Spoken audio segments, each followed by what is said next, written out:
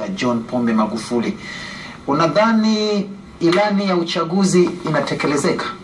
Kwa sekunde kadhaa. Ilani inatekelezeka. Serikali ya awamu ya 5 inafanya mabadiliko makubwa sana kwenye sekta ya afya. Kama nilivyosema, kuna hayo mapinduzi tunayoyafanya ya kutaka kubadilisha mfumo wa ugharamiaji wa huduma, kutunga sheria ya bima ya afya lazima kwa watu wote. Ni mapinduzi makubwa sana. Mpaka tunamaliza miaka hii 5 kama tutakuwa tumeanza kutekeleza huo mpango wa bima ya afya lazima kwa watu wote, kwa hakika tutakuwa tumefanya mapinduzi makubwa sana kwenye sekta hii. Lakini pia haya mapinduzi ya kuhakikisha tunapeleka huduma za upasuaji na huduma za maabara mpaka kwenye ngazi ya kata, kwa kuhakikisha kuna jengwa maabara na kunaanzishwa huduma za maabara, kuna jengwa theater na kunaanzishwa huduma za theater. Nao ni mapinduzi mengine makubwa, kwa sababu toka uhuru mpaka mwaka jana wakati tunatoa agizo tulikuwa tuna theater 113 tu kwenye kata, lakini ndani ya mwaka mmoja tukifikisha theater 484. Ni mafanikio makubwa sana, kwamba miaka zaidi ya 53 mna theater 113. Mwaka mmoja mnatimiza theater zaidi ya 350. Ni mapinduzi makubwa. Kwa hiyo kuna mambo kama hayo ambayo mimi ninayaona kama vile yanatupeleka tunakotaka kwenda, na tunawafikia kwa karibu zaidi wananchi. Lakini pia jambo lingine kubwa kwenye sekta ya afya kwa kweli ni harakati za kinga.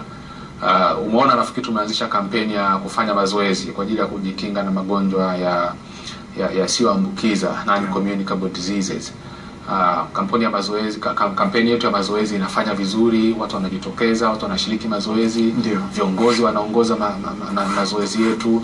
Kwa hiyo haya ni mambo ambayo ni mapya yameingia kwenye awamu hii, na naomba niishie tu kwenye hayo matatu, kwamba tutaimarisha sana huduma za utoaji tiba kwa kuimarisha huduma za upasuaji, huduma za uchunguzi wa magonjwa kwa maana huduma za kimaabara, lakini pia tutaimarisha huduma za kinga kwa msingi huo, lakini pia tunabadilisha mfumo wa ugharamiaji wa huduma kwa kiasi kikubwa sana kwa kutunga hii sheria mpya ya bima ya afya ya watu wote, yani kuelekea mpango wetu wa universal health coverage, mpango wa kutoa huduma za afya kwa watu wote bila ubaguzi na kwa usawa.